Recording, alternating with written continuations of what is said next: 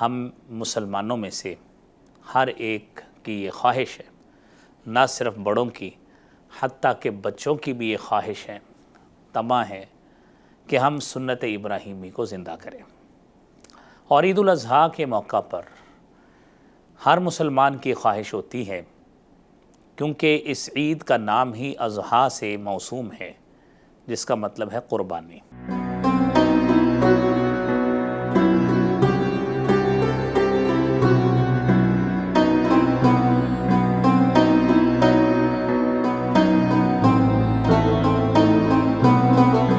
بسم اللہ والحمد للہ والصلاة والسلام علی رسول اللہ۔ محترم ناظرین، اللہ رب العالمین نے قرآن کریم میں ارشاد فرمایا ہے، ثم اوحینا الیک ان اتبع ملت ابراہیم حنیفا۔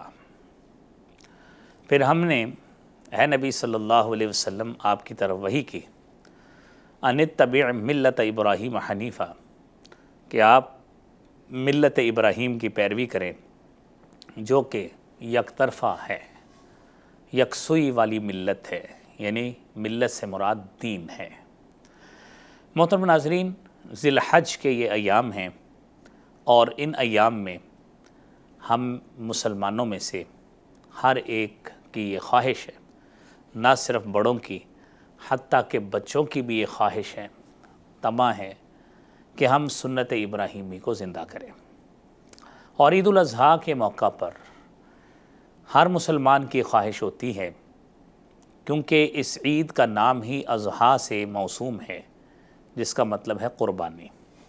اور قربانی کی صفت ہے ہی حضرت ابراہیم علیہ السلام کے ساتھ نسبت اور ان کے بیٹے کے ساتھ اس کی نسبت۔ تو اس حوالے سے یہ بات جاننا ضروری ہے کہ جس نبی کی عظمت کو یاد کرتے ہوئے، جس کی سربلندی کے لیے ہم قربانی اللہ کے حضور پیش کرتے ہیں، اس نبی کا عقیدہ کیا تھا؟ وہ نبی وہ کس عقیدے کا حامل تھا؟ ملت ابراہیمی کیا ہوتی ہے؟ تو یہی ملت ابراہیمی کے حوالے سے میں محترم ناظرین کے سامنے کچھ آیات کریمہ رکھنا چاہتا ہوں جو اللہ رب العالمین نے قرآن میں بیان کی۔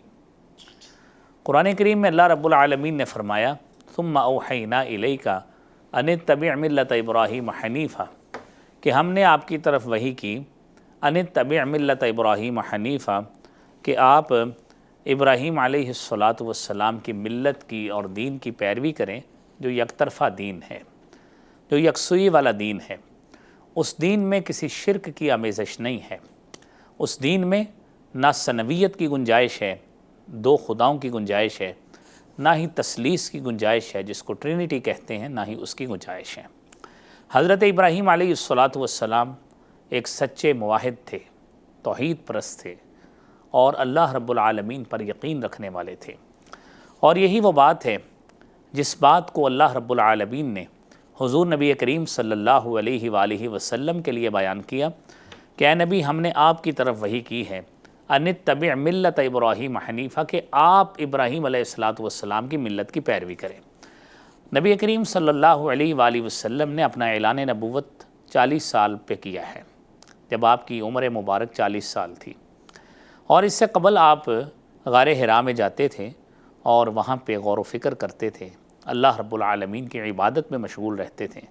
اور سوال یہ پیدا ہوتا ہے وہ طریقے کی شریعت کے مطابق تھے۔ جزیرۃ العرب میں آپ صلی اللہ علیہ وسلم سے پہلے جو شریعت تھی وہ حضرت ابراہیم علیہ السلام کی تھی اور آپ اسی شریعت کے ہی پیروکار تھے۔ تو اسی لیے فرمایا اتبع ملت ابراہیم حنیفہ۔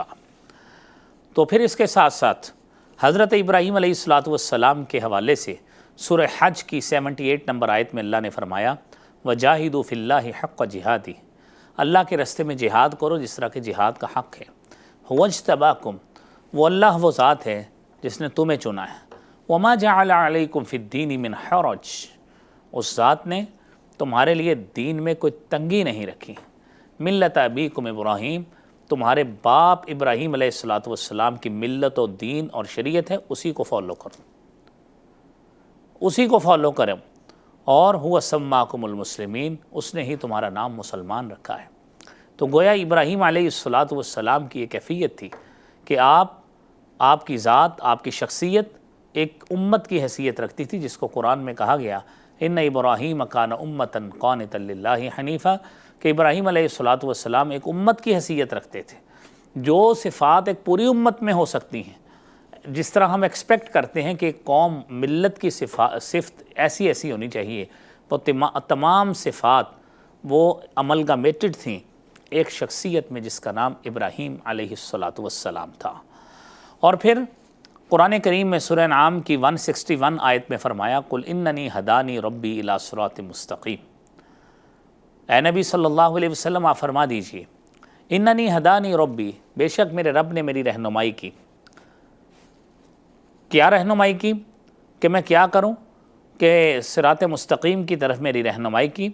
دیناً قیما ملت ابراہیم حنیفہ، اور وہ ایسا دین ہے جو بالکل قیم، سیدھا رستے والا دین ہے، راست دین ہے، اور راست دین ہے ملت ابراہیم حنیفہ، اور ابراہیم علیہ الصلوۃ والسلام کا دین ہے۔ اور وہ کیسا دین ہے؟ وما کان من المشرکین، وہ مشرک نہیں تھے، ابراہیم موحد آدمی تھے۔ اور اسی لیے اللہ رب العالمین نے سورہ آل عمران کی 95 نمبر آیت میں فرمایا قل صدق اللہ، اے نبی صلی اللہ علیہ وسلم فرما دیجئے صدق اللہ، اللہ نے سچ بات کہی ہے۔ فاتبعوا ملت ابراہیم حنیفہ، تم ابراہیم علیہ الصلوۃ والسلام کی دین کی پیروی کرو جو یکسو تھے، وہ مشرک نہیں تھے، لہذا تم اس کی پیروی کرو۔ اور اسی لیے سورہ بقرہ کی آیت نمبر 130 میں فرمایا من یرغب عن ملت ابراہیم الا من سفہ نفسہ، جو شخص ابراہیم علیہ الصلوۃ والسلام کے دین و شریعت سے بے رغبتی کرتا ہے، وہ شخص بے وقوف تو ہو سکتا ہے، زیرک اور عقل مند شخص نہیں ہو سکتا۔ وہ وہی شخص ہے من سفہ نفسہ، جس نے اپنے نفس کو بے وقوف بنایا۔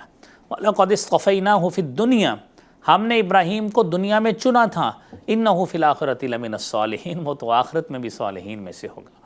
تو اس ذی الحج کے موقع پر ہم اللہ سے دعا گو ہیں کہ اللہ کریم ہمیں ابراہیم علیہ الصلوۃ والسلام کے دین کا سچا پیروکار بنائے، اور آپ علیہ الصلوۃ والسلام کی شریعت کا پابند، اسی طرح موحد اور اسی طرح ہی بنائے جس کی تربیت اور تبلیغ جناب رسول کریم صلی اللہ علیہ وآلہ وسلم نے فرمائی ہے۔ وآخر دعوانا ان الحمد للہ رب العالمین۔